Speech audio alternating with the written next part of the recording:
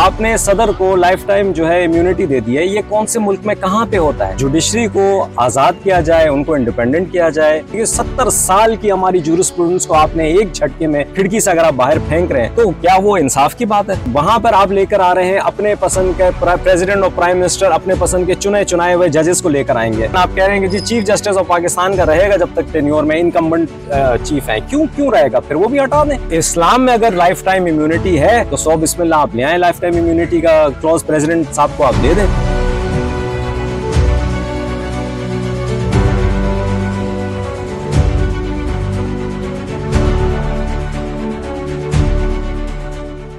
अस्सलाम वालेकुम, मैं शाहिद हुसैन हूँ और मेरे साथ इब्राहिम सैफुद्दीन एडवोकेट साहब और उनकी टीम मौजूद है। आज सिंध हाई कोर्ट में 27वीं आईनी तरमीम के खिलाफ पहली दरखास्त दायर हुई है और अदालत ने फौरी समाअत की जो सजा थी वो मंजूर कर ली है। दरखास्त दायर करने का मकसद क्या है और इस सारे झमेले में क्या इनको इंसाफ मिलेगा या नहीं मिलेगा, इस हवाले से बात करते हैं। सर, आपका बेहद शुक्रिया।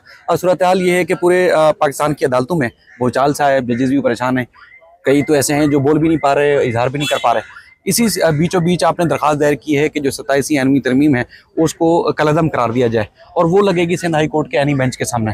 तो आपको पहले तो बताइएगा कि दरखास्त क्या है और फिर दूसरा बताएं कि इंसाफ की तवक्को है आपको। देखें, दरख्वास्त तो हमारी बड़ी सिंपल सी वो उसी है कि जुडिशल इंडिपेंडेंस होनी चाहिए, अदालती खुद मुख्तारी होनी चाहिए। और जिस तरह जजेस के साथ इन्होंने कहा है कि अगर आप ट्रांसफ़र एक्सेप्ट नहीं करेंगे तो आप रिटायर समझे जाएंगे, और एग्जीक्यूटिव के हाथ में दे दिया है, जेसीपी जो कि है ही एग्जीक्यूटिव कंट्रोल बॉडी, उसके हाथ में दे दिया है जजेस के ट्रांसफर और सारी चीज़ें। तो इससे जजेस किस तरह ऑपरेट करेंगे? ठीक है, तो हमारा बेसिक मकसद यही है कि जुडिशल इंडिपेंडेंस जो सेलिएंट फीचर है पाकिस्तान के कॉन्स्टिट्यूशन का, आइन का, और पाकिस्तान में कॉन्स्टिट्यूशनल सुप्रेमेसी है, पार्लियामेंट्री सुप्रेमेसी नहीं है, तो जुडिशरी को आज़ाद किया जाए, उनको इंडिपेंडेंट किया जाए, और जो तरामीम, जिस तरह की भी तरामीम होती हैं उनको स्ट्राइक डाउन किया जाए जो जुडिशल इंडिपेंडेंस को जो है ख़त्म करे या ख़राब करे। दूसरी बात यह है कि फेडरल कॉन्स्टिट्यूशनल कोड बनाने की बात। फेडरल कॉन्स्टिट्यूशनल कोड हमारे 1956 के कॉन्स्टिट्यूशन से supreme court of Pakistan establish हुई थी। 70 साल होने को आए, 70 साल में उन्होंने कॉन्स्टिट्यूशनल इंटरप्रिटेशंस की हैं। अब फेडरल कॉन्स्टिट्यूशन कोर्ट में सुप्रीम कोर्ट की कोई जजमेंट बाइंडिंग नहीं है, तो क्या फिर से नए सिरे से तमाम कॉन्स्टिट्यूशन की जो है इंटरप्रिटेशन की जाएगी? तो फिर लीगल सर्टेनिटी कहाँ गई? आपका जो फॉरेन इन्वेस्टर होगा वो कहाँ से इन्वेस्ट करेगा पैसा? वो आएगा ही नहीं यहाँ पे, क्योंकि लीगल सर्टेनिटी कोई नहीं है। अब फेडरल कॉन्स्टिट्यूशनल कोर्ट नए सिरे से सारी चीजें करना शुरू की। 70 साल की हमारी जूरिस्प्रूडेंस को आपने एक झटके में खिड़की से अगर आप बाहर फेंक रहे हैं तो क्या वो इंसाफ की बात है? दूसरी बात, वहां पर आप लेकर आ रहे हैं अपने पसंद के प्रेसिडेंट और प्राइम मिनिस्टर, अपने पसंद के चुनाए हुए जजेस को लेकर आएंगे।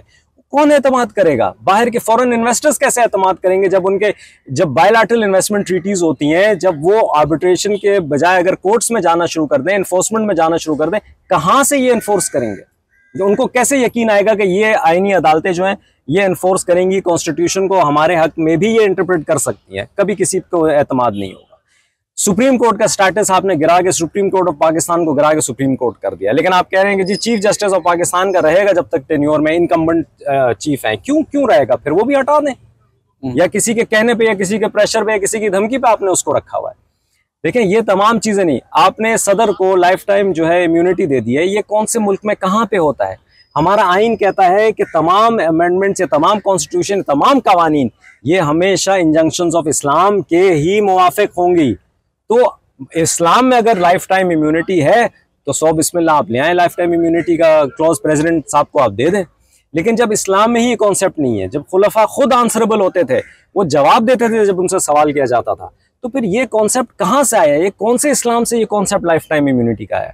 तो हमारा सिर्फ मकसद ये है कि जुडिशल इंडिपेंडेंस हुई हो, अदालतें आज़ाद हों, और इसलिए जो है यहाँ के लोगों को वो सेफ्टी और सिक्योरिटी फील हो कि भाई हमारे फंडामेंटल राइट्स को सिक्योर किया जाएगा। तो आईनी बेंच सर आपको रिलीफ देगी? क्योंकि आईनी बेंच में जो दरखास्त लगाई है उसमें जस्टिस के आगा साहब हैं और तासुर ये है कि अब हुकूमत के खिलाफ या इस तरह के फैसलों के खिलाफ कोई दरखास्त पर फैसला करते ही नहीं है।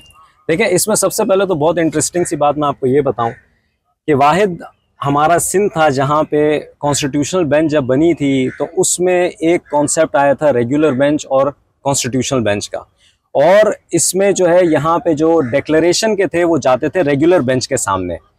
उस कॉन्सेप्ट से ये इतना घबराए कि इन्होंने नई अमेंडमेंट में कहा है कि तमाम आर्टिकल 199 इंटायरिटी में जाएगा कॉन्स्टिट्यूशनल बेंच के सामने।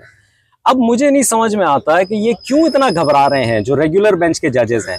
इससे ये तासुर क्या लोगों में नहीं जाता है कि शायद कॉन्स्टिट्यूशनल बेंच के जो जजेस हैं वो गवर्नमेंट के हैंड पिक्ड हैं और वो कभी उनके खिलाफ फैसला ही नहीं देंगे। यही कॉन्सेप्ट जाएगा, लोगों के परसेप्शन तो यही डेवलप होगा। तो जस्टिस किस तरह सर्व किया जाएगा जब जब इस तरह के कॉन्सेप्ट लोगों के जहन में होंगे।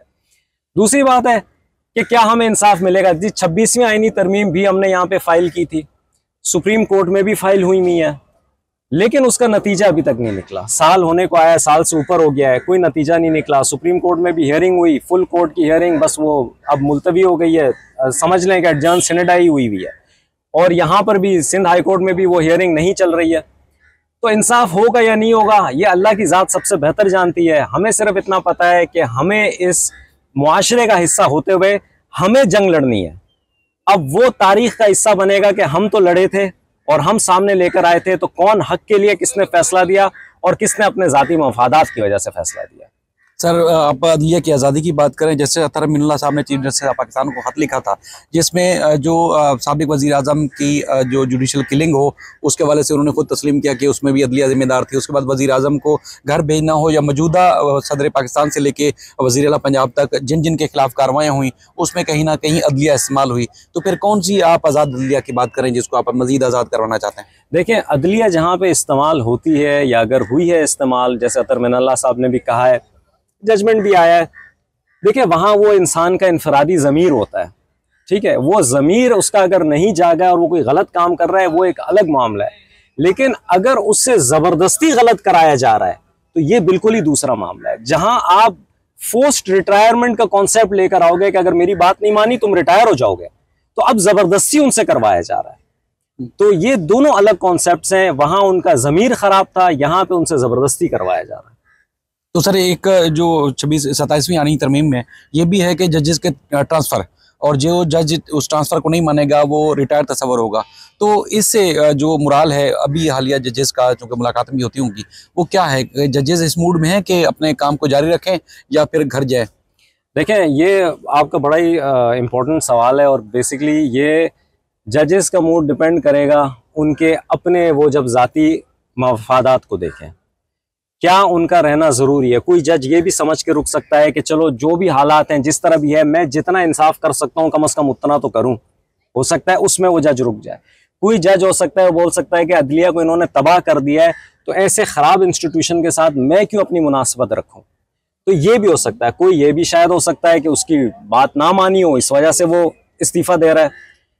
ये अब तमाम जजेस के ऊपर है कि वो किस तरह इसको लें और किस तरह लेके चलें। ये इसका फैसला अभी ना हम कर सकते ना आप कर सकते हैं। जजेस के जजमेंट्स करेंगे जब ये जजमेंट्स आएंगी, जब आईनी अदालतें, आईनी बेंचेस जब ये जजमेंट्स देंगे तो वो साफ जाहिर हो जाएगा कि उनके रुकने का क्या मकसद था या उनके इस्तीफे देने का क्या मकसद था। सर, एक और चीज़, जैसे आप फरमा रहे हैं कि जी सुप्रीम कोर्ट के होते हुए आईनी अदालत का क्या आता है, तो फिर जो इससे पहले जो 56 से अदालतें तशरीह कर चुकी हैं आइन की, तो सुप्रीम कोर्ट के खात्मे के बाद, जो सुप्रीम कोर्ट की पुरानी वाली हैसियत है उसके खात्मे के बाद, तो कौन कौन से फैसले मुतासर होंगे, कौन कौन सी चीज़ें सूबाई और फेडरल की मुतासर होंगी, या जो इंटरनेशनल रिलेशन है पाकिस्तान के वो मुतासर होंगे? कोई ख़ास जो पॉइंट आउट कर सकें हम? देखें, पहली तो बात यह है कि तमाम कॉन्स्टिट्यूशनल इंटरप्रिटेशंस जो हुई हैं पाकिस्तान में 70 साल में, वो सब मुतासर हो जाएंगी। क्योंकि अब आप समझें कि कॉन्स्टिट्यूशनल के आर्टिकल 1 से लेके आखिर तक तमाम री इंटरप्रिटेशन के दरवाजे खुल चुके हैं। कोई बाइंडिंग नहीं है, चाहे वो full court supreme court of Pakistan का फैसला था या जो भी था, वो बाइंडिंग ही नहीं है। तो ये तो दरवाजे इतने वसी खुल चुके हैं कि इससे हर तरह से लोगों का इफेक्ट होंगे। मैंने जैसे पहले बयान किया, आपकी फॉरेन इन्वेस्टमेंट भी इफेक्ट होगी। पाकिस्तान के साथ शायद वो ट्रीटीज तो साइन कर लें ममालिक, मगर वो एक्चुअल पैसा लेकर नहीं आएंगे, इंडक्ट नहीं करेंगे यहाँ पे, क्योंकि लीगल अनसर्टेनिटी क्रिएट हो गई है। जब गवर्नमेंट क्या कहते हैं एग्जीक्यूटिव का जब वो होगा प्रेशर जुडिशरी पे, तो किस तरह कोई ट्रस्ट करेगा, भरोसा किस तरह करेगा कि जुडिशरी जो है वो आज़ाद है और वो फैसले दे सकेगी हमारे हक में या इंसाफ हमें दिला सकेगी। तो सर, वज़ीर आज़म पाकिस्तान जो है शहबाज शरीफ साहब, वो तो जस्टिस याहिया साहब का शुक्रिया अदा कर रहे थे असम्बली में कि उन्होंने बड़ी मावनत की। किस किस्म की मावनत की होगी और वो कर क्या सकते थे? देखिए, मावनत तो उनकी साफ जाहिर हो गई जब जस्टिस मंसूर अली शाह साहब ने उनको लेटर, अच्छा ये एक लेटर नहीं, उन्होंने तो पता नहीं कितने लेटर्स लिख चुके हैं। जब लॉ के क्या कहते हैं सुप्रीम कोर्ट लॉ क्लर्क्स थे, उन्होंने लेटर्स लिखे हैं। जब वकला ने लेटर लिखे हैं, जब रिटायर्ड जजेस ने लेटर लिखे हैं, अभी अतर मिन्नल्ला साहब का लेटर भी गया है। और जब आगे से खामोशी है तो मुआवनत तो साफ जाहिर है कि किस तरह से उन्होंने मुआवनत किया। तो उसमें जो दरख्वास्त गुजार हैं तो उनका तारुफ करेगा, जो चूँकि आप तो वकील हैं उस केस में, दरख्वास्त गुजार कौन है और दबाव भी आ सकता है कि ये दरख्वास्त वापस लें? इससे पहले भी जो पिटिशंस खासतौर पर आइन की तशरीह से मुताल्लिक आप दायर करते थे, दबाव तो आता था। देखें, हमारे जो दरख्वास्त गुजार पेटिशनर जो हैं वो आसिफ वहीद कुरैशी साहब हैं, और इन्होंने जो है क्या कहते हैं चैलेंज किया 27th अमेंडमेंट को, और इन्होंने मेरे थ्रू उसको जो है पिटिशन को फाइल करवाया है। अब प्रेशर जो है आएगा, वो कितना उसको बर्दाश्त कर सकेंगे, कितना जो है वो उसको हैंडल कर सकेंगे, वो शायद ये बेहतर उस पर बात कर सकें। लेकिन एक इंसान को अगर ये खामोश कर भी लेंगे या प्रेशर से अगर विड्रॉ करवाएंगे भी, तो और बहुत सारे हैं जो आ जाएंगे, वो पिटिशन फाइल करेंगे। और अब ये पिटिशंस का सिलसिला अब ये चलेगा, अब ये दरवाज़ा खुला है, अब पिटिशंस एक के बाद एक फाइल होते रहेंगी। तो कितने लोगों पे दबाव डालेंगे, कितने लोगों को खामोशी डालेंगे? इसका आसान रास्ता उनके लिए ये है कि वो जुडिशरी पे दबाव डाल के और पिटिशंस को ख़त्म। सर, ये परमिशन कब तक की मिली है, कब समाप्त हो सकती है? जी अच्छा, इसमें बड़ी अजीब बात यह है कि जब के आगा साहब के पास गए थे परमिशन लेने के लिए, तो उन्होंने कहा कि जी इस मैटर को तो लेके आप सुप्रीम कोर्ट जाएं। तो सुप्रीम कोर्ट की तो वो जुरिस्डिक्शन ही ख़त्म हो चुकी है। तो अगर वो ऑर्डर कर दें कि जी ये सुप्रीम कोर्ट सुन सकता है, तो फिर हम सुप्रीम कोर्ट चले आएंगे। लेकिन उन्होंने फ़िलहाल जो है मेरे ख्याल से 11 दिन की वो दी है, 20 तारीख का इन्होंने रखा हुआ है। सर, जस्टिस जवाद ख्वाजा साहब, उन्होंने भी पिटीशन फाइल की है सुप्रीम कोर्ट में। तो क्या सुप्रीम कोर्ट की जो इस अमेंडमेंट जो कि फाइनल हो चुकी है, तो उसके बाद क्या सुप्रीम कोर्ट की हैसियत है कि वो जस्टिस जवाद ख्वाजा साहब की पिटीशन सुन सकती है? देखिए, यहाँ पे एक बहुत इंपॉर्टेंट नुक्ता है। एक मसला ये होता है कि वो कहते हैं कि जी अमेंडमेंट हो गया है, अब इस अमेंडमेंट को रखते हुए हमने फैसला करना है।